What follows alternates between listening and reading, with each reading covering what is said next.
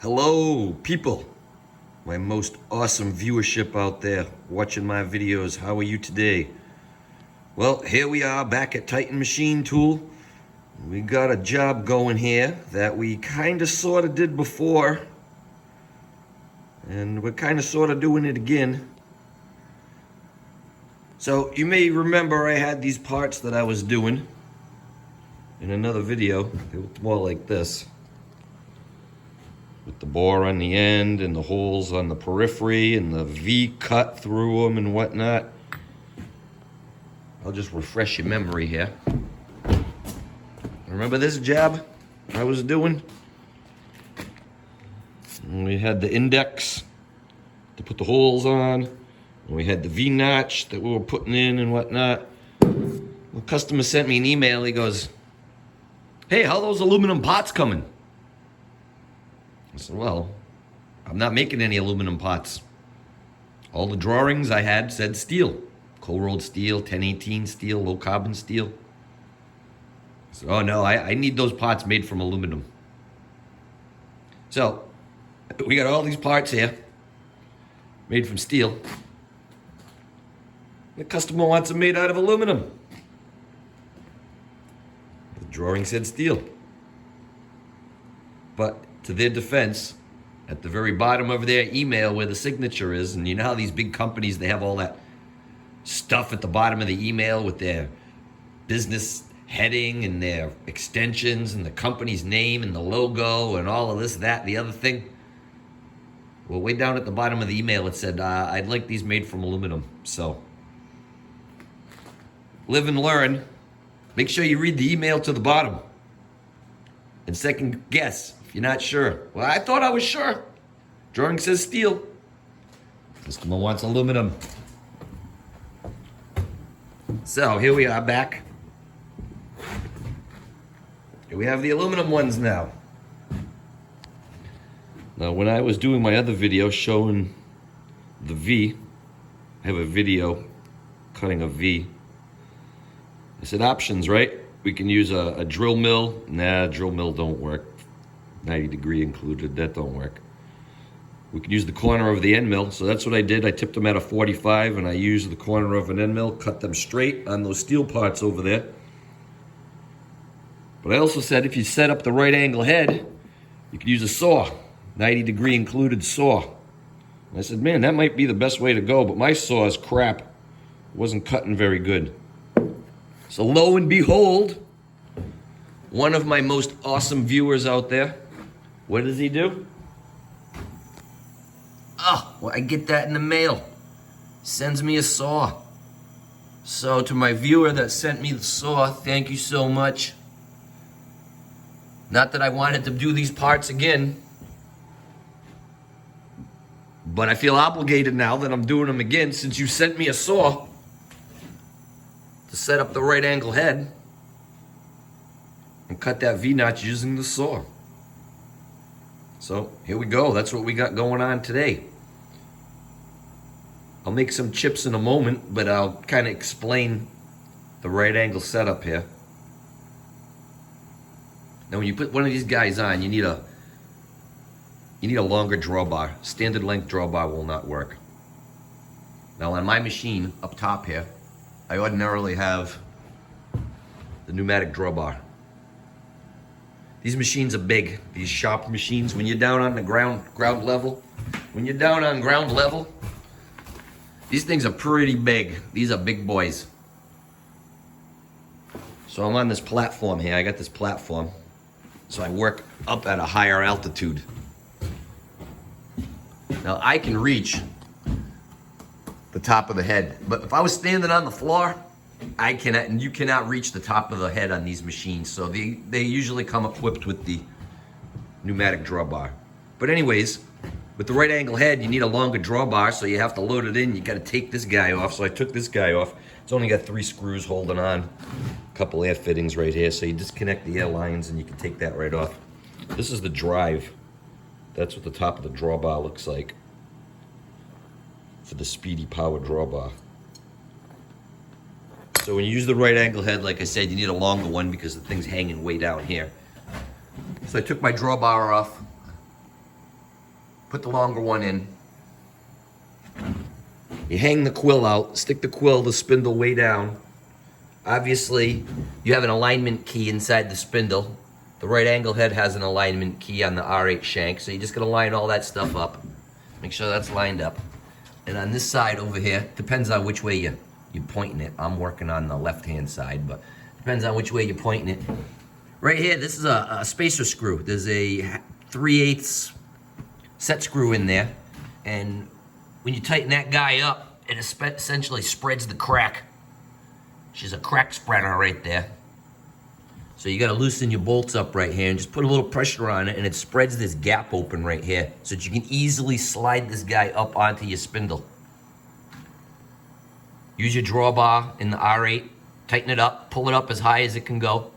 You gotta stick your quill down lower than you need it. Let it hang lower than you need it. So you can make sure when you tighten the drawbar, you pull this guy all the way up into your spindle taper. And then back that screw out. And then this guy will close up a little bit and create a little compression on the quill so that it's just not flopping around, because you gotta line this guy up straight. So just snug these bolts so that you can pivot this thing still to line it up. And you come around over here, and if this is a nice new one and it's nice and clean and it's not beat up, this guy's been around the shop a while and it's been beat up. But there's machine surfaces on here. So you can put your indicator, put your magnetic stand like this. Let's just demonstrate here. Let's demonstrate. Ugh. Sorry, people. But, we put this guy on here like that. Boom, stick it on. We put our indicator on there like that on that surface. And we traverse the table back and forth until this guy's 0, on both ends. And then tighten up your bolts. And once this guy's all good and tight and socked up nice and straight, then you can raise your quill all the way back up and bring this guy all the way back up and bank it up against the casting. Bring it all the way back up. Touch up against there and then lock your quill. You could screw your stop up if you want. Bump it up against it. And then that guy's in place. I did not indicate this edge here. What I did was I put a 3/4 inch collet inside the right angle head spindle. And then I used a piece of 3/4 inch linear shaft, Thompson shafting, and I stuck it out maybe 6 inches. Tightened it up. There's your drawbar screw right there. Essentially, that's your drawbar for tightening the collets or the R8 shank into the right angle head. So I had that linear shaft sticking out, and I did the same thing, but instead of indicating this edge right here, I actually indicated the shaft that was in the spindle. 5 inches or so, 6 inches projection, 0, back and forth. So then the right angle head, the spindle of the right angle head is parallel to your table, axis of travel, which then would be perpendicular to your saddle. So that's what we're doing here. Let's get this out of the way. So we got this guy loaded in here. Same process that I used before. Just got a little spacer there. I'll take it out and I'll show you. Same deal here. If you saw the other video, you know what I got happening here. So there's my mount, plug gauge. I got some holes in it. If you see the other video, I got vice jaws with different dowel holes so that I can rotate that plug gauge 45 degrees, 90 degrees, whatever, because these holes on the periphery are 45 degrees offset to the other features. Okay. See the V? The holes, they're 45 degrees off from the V. Then there's a big saw cut that goes in there too. So I have to be able to load these guys up. So I put them on. I stick my pin in. You've seen this in the other video. If you haven't, you can go watch another video I got. So I put that guy in there. Those holes are all reamed. Those are all 257 and a half reamed holes, tapped drill for 5/16 18. They'll all be tapped 5/16 18 afterwards. So I got a 256 pin in there, 257 pin, lines it all up, times it. And I just put a little parallel underneath here just to support the end. Right underneath there just to support the end. Probably don't even need it. But if they're tipping a little bit when you put them on, if they sit tipped a little, this will bring the center line back up to where it needs to be. Probably don't even need it. And close the vice jaw. So this guy's all located up, timed up, ready to go. There's my saw. Like I said, a viewer sent that to me. Thank you so much. Didn't think I'd be doing these again, but now that I am, here we go. We're gonna watch the saw cut today. So we're gonna cut right through there. One pass. We're gonna conventional mill through. And then when we climb mill back, you can hear it just takes out the little bit of spring and vibration that's generated in the head. A little deflection. All right, people, so here we go. Let's turn on the spindle. We're running in back gear, 200 RPMs.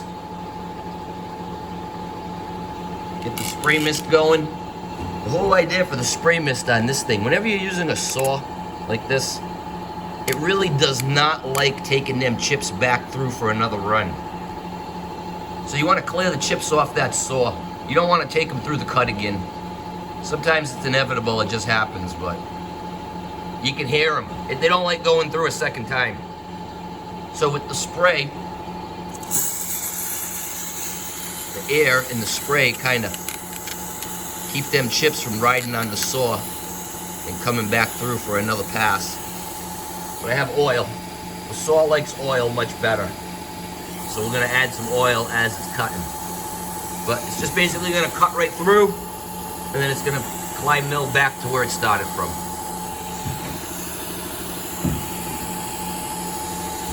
Cue up the program. Goes into position. Makes an approach. And she's gonna start to cut. Zoom in. Oh, let's slow this saw way down here so maybe you can see it. So I just slowed it down. You can see that baby. You need a high-speed camera and a strobe to see them teeth coming around. So let's go back to 200. Oh, she's cutting. Apply a dab of dual oil here.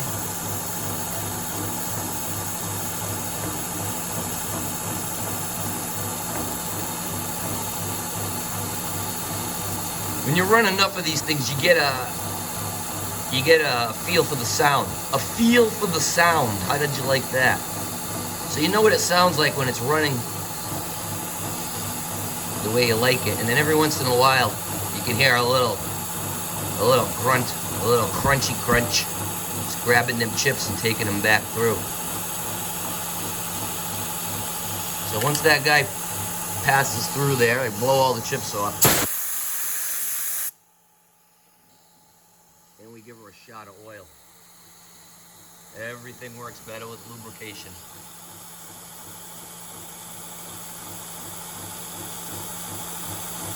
That's just kind of taking out the spring.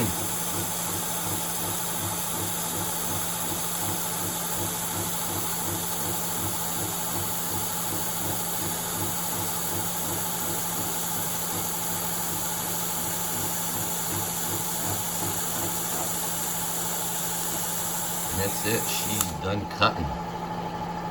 She's done cutting.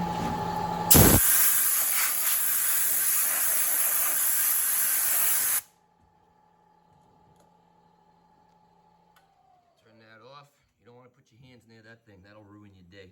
Look at my coolant spray's got the drip. Oh, she's got the drip. Let's bring this back up here. I need a new switch. I got these switches here that I use to turn on the air and the coolant flow, and they're all worn out, so we get blow by. So my nozzle's dripping. Oh, that sounds terrible. I gotta go to the doctor. So I got that vice jaw there. I had to take a nacho, take a little chomper out of that vice jaw to clear the right angle head passing by it. Same with the jaw right there. We had to take a little chomp through the jaw to clear everything. The plug gauge fixture, had to take a chomp out of the fixture there so that we could cut right through here. But that's what we got. So now the question is, now we're cutting right through this way, right? Right through. So the numbers for that are arbitrary. Doesn't much matter. You can call anything 0. You can call that 0. You can call this 0 on the y-axis. It don't matter. Just so long as you walk off your part and you go back, okay? But this way, left to right, the x-axis, how do we put that saw on center, right? When we're just working with the spindle in its ordinary fashion, you got the tool sticking out like this, right? You can sweep the part. You can use your indicator, sweep the sides like this, put it on center, or if you're cheesy, you can use your edge finder and go around and find it like that, and you'll find the center. If there's no part on it, you could do the same to the fixture, right? You can indicate the fixture, you can edge find the fixture. I don't recommend edge finding round parts, but you can do it nonetheless. So how do we get it on center this way? I suppose you could dicom it up, right? And then you could put it in the mill with a scribe and scribe the center. You could scribe the center line and then eyeball it. That tip is pretty small. The chisel point on that tip is rather small. It's probably down like 10 thousandths. So you'd probably be pretty close if you just picked up the scribe line. It'd get you close. And then you could inspect it. Inspecting's a whole nother video. We ain't doing that today. But what I did was I found the center line of the plug, right? This thing that it's mounted on, the hub. So I knew where that was. And because I had to cut a nacho through the jaw, I just stayed on the center line. I stayed on the center line. The saw is 5'10". Look at, I'm blocking your view. The saw is 5'10" wide-ish. So I cut a 5'10" wide slot first. And I said, if I dicom up that slot, and I put the saw right in the center of that slot and not remove the dicom on either side or cut equal dicom on both sides, it's got to be on center. So this front slot's like 5'10". But then I said, well, let's do the back one a little bigger so we don't rub. So I did the back slot 7'10", which allowed me room for 100 thousandths gauge block on each side of the saw. So if the saw is 5'10" and the slot 7'10", clearance was 7'10", I could put a 100 thou gauge block on this side, I could put a 100 thou gauge block on this side, and the saw would be in the middle. So then I know I'm on the center line of this mounting hub, and the part mounts on the hub, repeats pretty good. The bore is plus or minus 1,000th to the plug, so they all fit pretty good. So they repeat well, putting them on center. My slot that I cut is on the center line of my mounting hub. So then I just come in and I eyeball the saw, I bring it in, I check it with my gauge blocks on each side to make sure I'm close. So I'm close enough. Got my setup piece, run the setup piece, go over to the comparator and check it. Said, all right, I think I'm off 2 thousandths. Make an X adjustment, run another one, looks pretty good. Run another one, looks pretty good. Boom. Get to cutting. So there we go. Right angle head, set up on your Bridgeport style mill machine, J-head. Cutting with the saw. All right, people. Thank you for watching. Please subscribe. Give me a like if you like my content. Have a good day.